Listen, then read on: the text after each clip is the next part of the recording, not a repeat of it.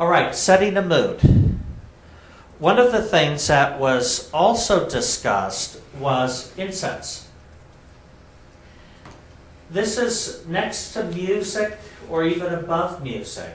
This may be one of the most powerful ways to alter your mood. The reason for this is the olfactory system is the only one of the human senses that bypasses the thalamus and connects directly to the forebrain. So, scent can be very useful in creating a mood that directs our consciousness to the inner plane. In different things can be used. I prefer natural resins, which you can see in this tray.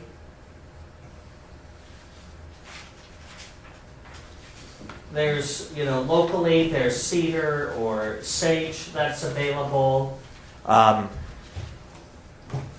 Essential oils, pictured here, or distilled waters can be useful.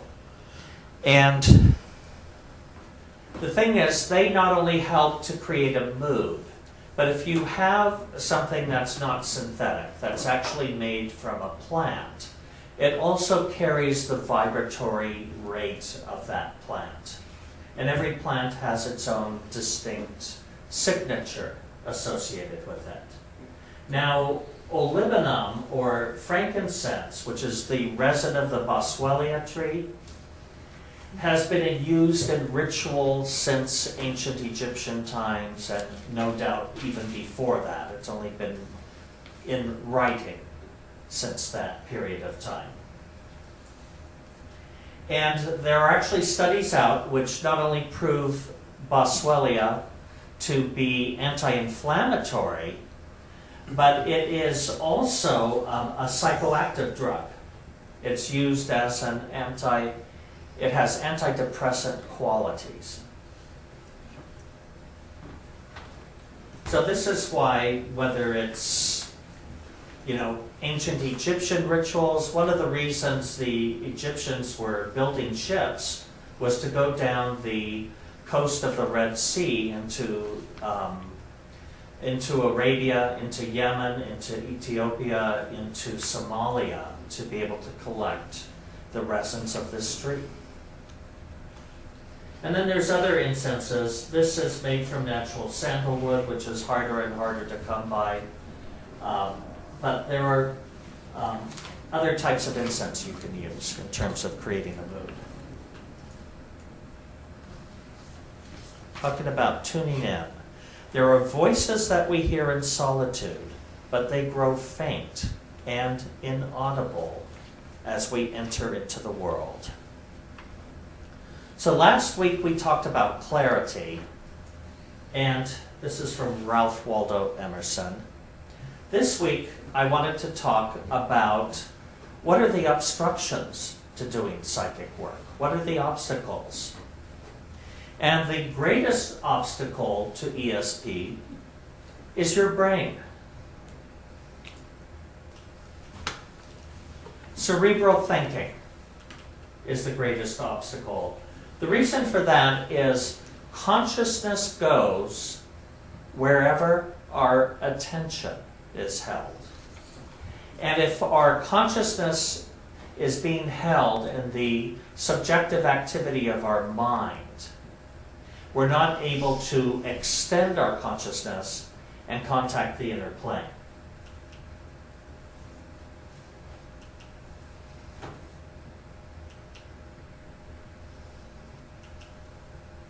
So, cerebral activity is at the top of the list in terms of creating a block to psychic work. However, when you go to do readings, this can take on the form of subjectivity. The definition for that is subjectivity describes judgments about truth or reality, biased by perceptions, experiences, expectations, personal or cultural understanding, and or their influences. One reason why I find it easier to read for complete strangers than for family members or longtime friends, even though I do it for all of the above, is with those persons you know intimately, you become more subjective. You have expectations, you have biases, and judgments about their reality. So, the more we know a person, the easier it is to be blinded by subjectivity when we go to do a reading. And one of the ways that will take place is you'll be laying out the cards, something will pop into your mind, and you might think it's too outlandish.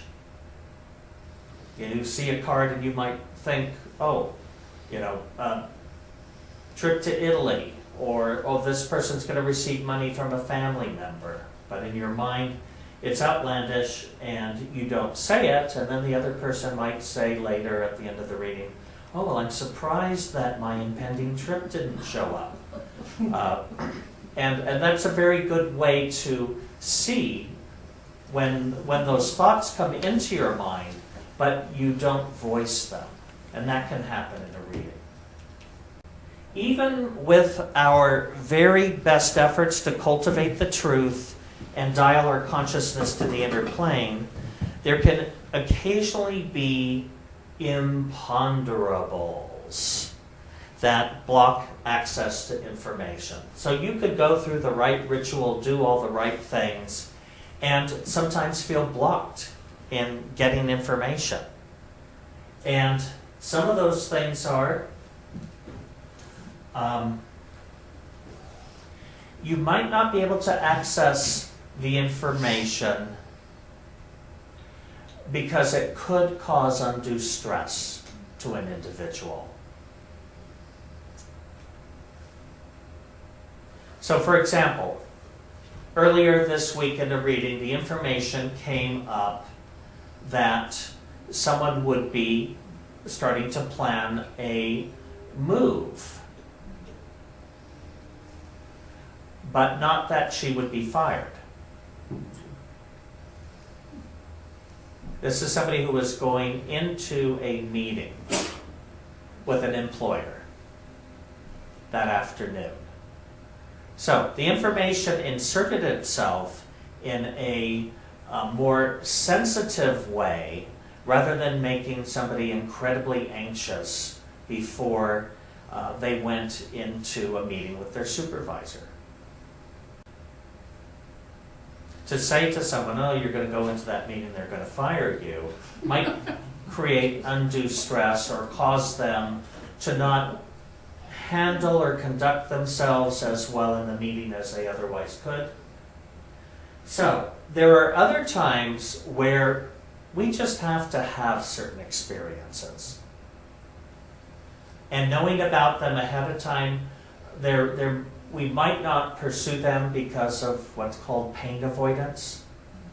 It's something that could alter our future, alter our reality, alter our growth. But we might not want to do it because we don't want the unpleasantness that might be associated with that. So sometimes things won't come through in a reading if it could prevent an individual from actually having what might be a key soul experience that they need to have in order to grow or to develop a particular skill, talent, or ability. Now, other imponderables. Have you ever just had a lack of rapport with someone?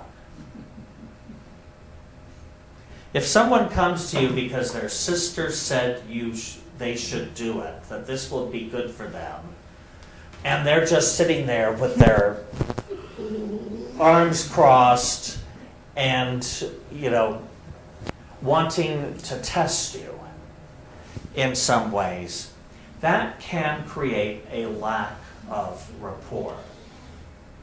So, rapport involves mutual attention, mutual positivity, and coordination. There are even some therapies out there where the psychologist or psychiatrist becomes very attuned to the same breathing and heart rhythms of the persons that they're working with, so that they become in what's called entrainment. It's something that mothers and babies do, both in vitro and through breastfeeding. That's one of the things that happens to us. So in doing a reading for someone, it is so much more helpful if you feel that state of rapport, that mutual attention and positivity, and that coordination that's going on. If you don't got that, chances are it's going to be very hard for you to want to enter into their world line and get information about them. Or they could even not only be blocking you physically, but there can be psychic blocks that take place. There is something else which is called thought forms. And we all have thought forms. The problem with them, thought forms can oftentimes take on the form of expectations or fears, both which are expectations. Usually we think of, expectations as great expectations. We're expecting something good to happen. And then there are fears, which are expecting bad things to happen. If somebody has very strong expectations, what can build up in their soul or subconscious or thought forms? And the reader, as they're going in to grab that information, can tap into the thought form. It becomes almost more of a telepathic experience than truly contacting the truth. Getting more into the woo side, this is not often, but occasionally there are individuals that might have entities attached to them. We all have, whether you want to call them guardian angels, spirit guides, benevolent family members looking after us. I call them the bodyguards. We all have an assortment of non-physical intelligences that are, part of our guiding process. And on rare occasions, they can also run interference. And lastly, somebody might come for a reading and decide to bring their mother or daughter or cousin Sally from Nebraska or whatever's going on. Somebody else is introduced into the room. And that can distort the focus for the reader, as well as the fact is if their vibrations are more powerful than the person who's there for the reading, you can start picking up on things about them. They may ask about their health, and you might say, oh, have you had any spinal issues in the back? And they'll go, no, I haven't, but my friend here has. Maybe you're picking up on her. So these are all different levels of subtleties that we have to become aware of when we're doing readings, and the only way we become aware of that is by doing them over and over and over and over and having a variety of experiences. Any questions on obstacles to ESP or things you've had in accessing ESP? In addition? No, I'm part of another group, and one of the girls asked me to do a reading for her, and I absolutely could not do it. I just could not do it. Because she really didn't want to know. And that can take the form of thought forms, the expectations, which, again, if somebody's intention isn't clear, and that, Jackie, reminds me of something important that My mentor said to me many years ago, 35 years ago, he said, do not volunteer information. Never do a reading for someone unless they come to you requesting it. Any ideas why? Because you want them to have a will. Well, you're invading their privacy, but also somebody coming to you and asking you shows, one, they have an intention, they've formulated their question, and they're receptive to receiving information from you. We're rarely ever receptive to unsolicited information. So the process works better when somebody declares their intention and they approach you.